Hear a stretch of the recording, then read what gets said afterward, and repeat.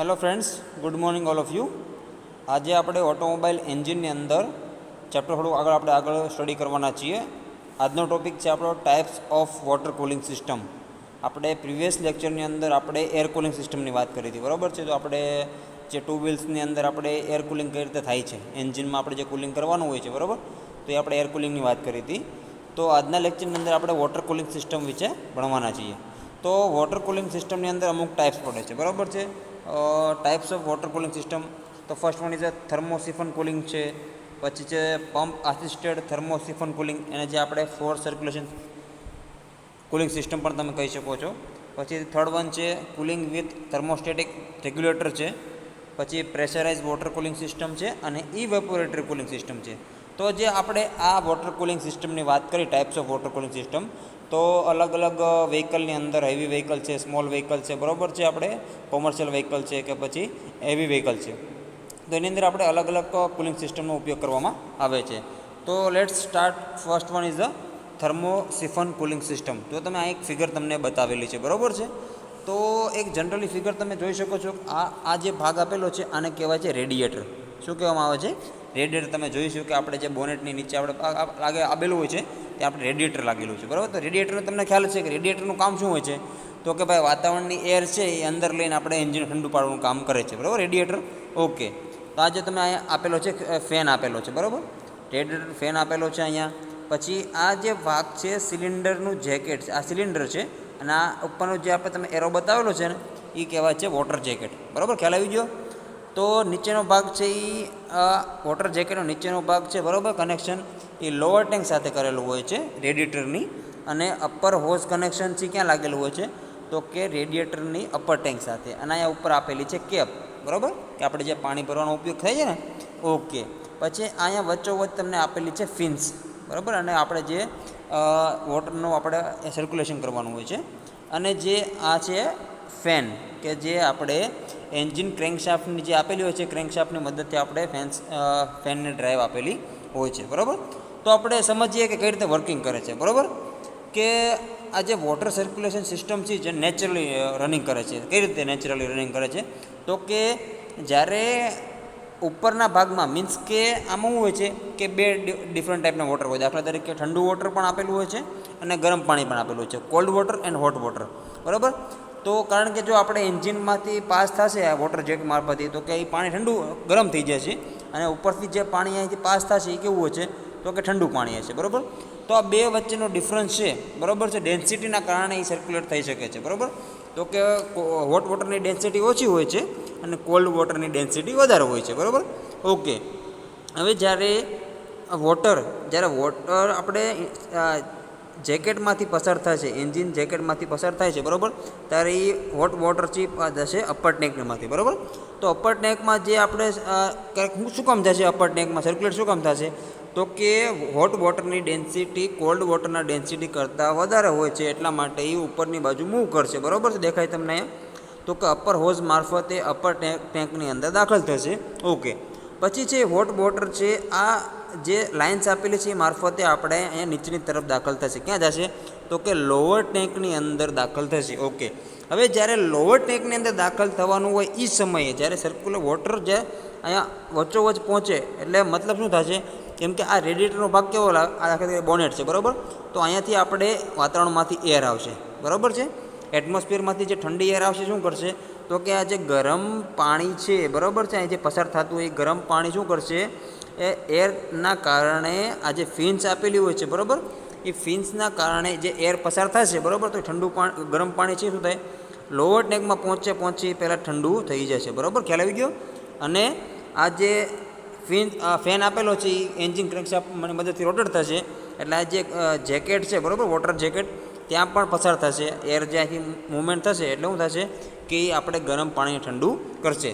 તો આ પ્રમાણે આપણે થર્મોસિફન કુલિંગ, મીન્સ કે આપણે વોટર કઈ રીતે સર્ક્યુલેટ થાય છે રેડિએટર મારફતે, બરાબર છે, અને કઈ રીતે એ આપણે રેડિએટર છે એ ફિન્સની મદદથી, વાતાવરણની એરની મદદથી આપણે પાણીને ઠંડુ કરે છે, અને જે આપણે એન્જિન સિલિન્ડરનો ભાગ છે એને આપણે ખૂબ જ ઠંડો રાખે છે, બરાબર છે. તો આનાથી જ એક ફાયદો શું થશે? તો કે આમાં જે રેટ ઓફ હીટ ટ્રાન્સફરનો જે એરિયા છે એ ઇન્ક્રીઝ થશે, બરાબર છે. ઓકે, ખ્યાલ આવી ગયો? This is called thermosiphon cooling system. Okay, અને આ જે જનરલી સિસ્ટમ છે ક્યાં ઉપયોગ કરવામાં આવે છે? તો કે system is suitable for the low capacity engine only. બરાબર છે, કારણ કે રેટ ઓફ હીટ ટ્રાન્સફરનો એરિયા છે એ ઇન્ક્રીઝ થશે તો આપણે જનરલી જો વધારે પડતો હીટ ટ્રાન્સફર થઈ જાય, બરાબર છે, તો આપણે આ સિસ્ટમ મોટા એન્જિન હેવી એન્જિનની અંદર કામ લાગે નહીં. તો લો કેપેસિટી એન્જિન હોય ત્યાં આપણે થર્મોસિફન કુલિંગ સિસ્ટમનો ઉપયોગ કરવામાં આવે છે. તો આપણે આ લિમિટેશન જોઈએ, લિમિટેશન ઓફ ધીસ સિસ્ટમ. તો કે radiator needs to be kept above engine cylinder level for the flow of water to the engine under gravity for its efficient functioning. Means કે જે આપણે રેડિએટર છે ક્યાં રાખવું જોઈએ? તો કે એબાવ એન્જિનની ઉપર રાખવું પડે તો આપણે વોટર સર્ક્યુલેશનનું થાય છે કમ્પ્લીટલી અને એફિશિયન્ટ ફંક્શનિંગ પણ એનું સારું મળી રહેશે. પછી circulation of water is ઇસ્ટાબ્લિશ only when the engine becomes hot. કે જ્યારે આપણે એન્જિનની અંદર જે કુલંગ એન્જિન જ્યારે ગરમ થશે, બરાબર છે, ત્યારે આપણે વોટરનું સર્ક્યુલેશન કમ્પ્લીટલી થશે. Not suitable for the heavy duty engine. Heavy duty engine માટે કોઈક આ ઉપયોગ થતું નથી, કારણ કે very high heat transfer rated is required. Heavy એન્જિનની અંદર આપણે હીટ ટ્રાન્સફર છે એ હાઈ હોય છે, એટલા માટે આપણે હેવી એન્જિનની અંદર આનો ઉપયોગ કરી શકીએ તેમ નથી. Temperature of cooling water should not be allowed to exceed beyond 80 Celsius in this system. 80 સેલ્સિયસથી વધારે આપણે આ સિસ્ટમનું વધારે પડતું જે એબવ ટેમ્પરેચર થાય છે તો આપણે 80 સેલ્સિયસથી વધારે ટેમ્પરેચર જાય તો આપણે સિસ્ટમનો ઉપયોગ કરી શકીએ નહીં, અથવા ટેમ્પરેચર વધી જાય તો કુલિંગમાં આપણે ઠંડુ કરી શકીએ નહીં. પછી જે તો કે વોટર લેવલની જ્યારે ડિલિવરી પાઇપ કરતાં ઊંચું રાખવું જોઈએ, બરાબર. વોટર લેવલ છે આપણે મેં તમને વાત કરીને એ ડિલિવરી પાઇપ આ જુઓ, આ વોટર લેવલ છે કેવું છે, આ ડિલિવરી પાઇપ છે એના કરતાં કેવું રાખવું જોઈએ? ઊંચું રાખવું જોઈએ, બરાબર છે. નહીંતર જે પાણીનું સર્ક્યુલેશન જે થાય છે, બરાબર, અને વરાળની રચના સાથે જે ઠંડુ પાણીનું વધુ પડતું તાપમાન વધવાનું બંધ કરી દેશે. ખ્યાલ આવી ગયો તમને? એટલે આપણે શું કહે કે જે ડિલિવરી પાઇપ છે એ આપણે વોટર લેવલ છે એના કરતાં આપણે ઊંચું રાખવું જોઈએ, બરાબર.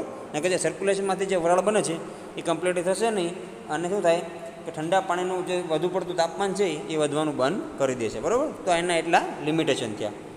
નેક્સ્ટ આપણે વાત કરીએ ફોર્સ સર્ક્યુલેશન કુલિંગ સિસ્ટમ, બરાબર. તો ફોર્સ સર્ક્યુલેશન કુલિંગ સિસ્ટમની અંદર તો કે થર્મોસિફન સિસ્ટમ સાથે જોવા મળતી થર્મોસિફન સિસ્ટમ સાથે જોવા મળતી ખામીઓ, બરાબર, ડ્રોબેક, એને આપણે ડ્રોબેક કહીએ છીએ.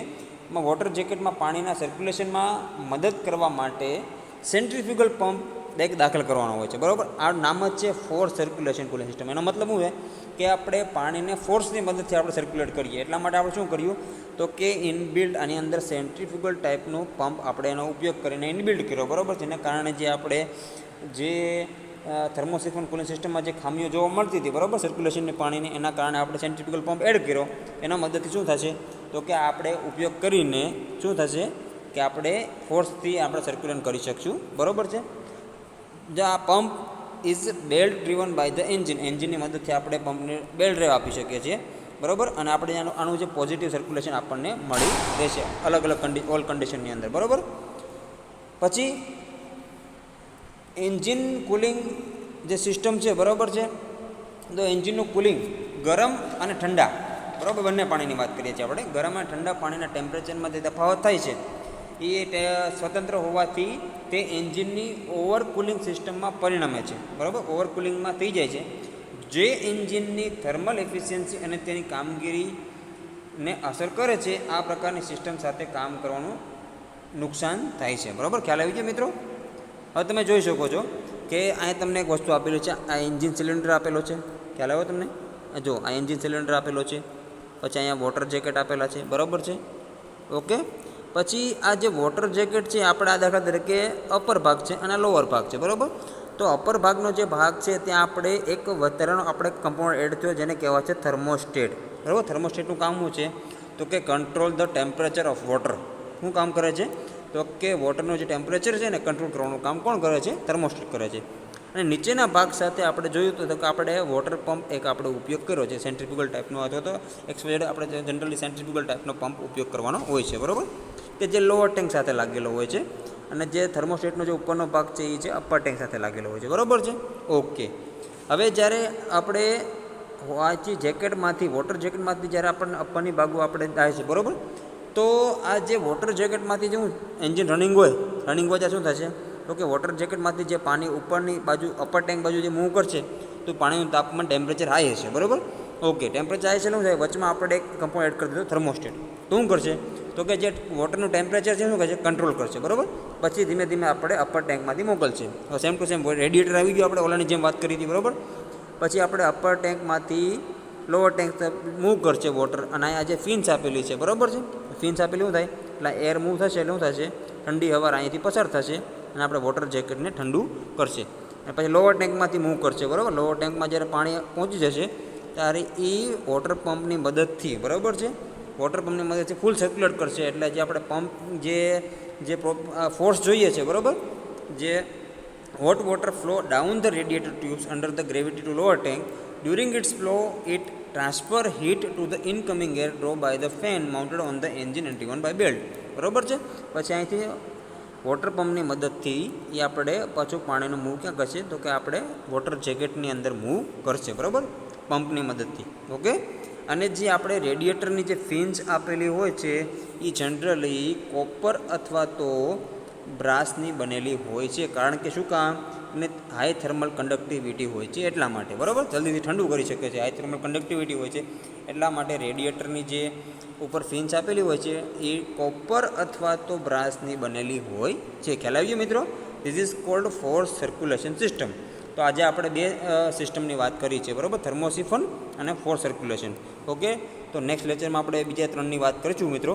Okay friends, thank you all of you.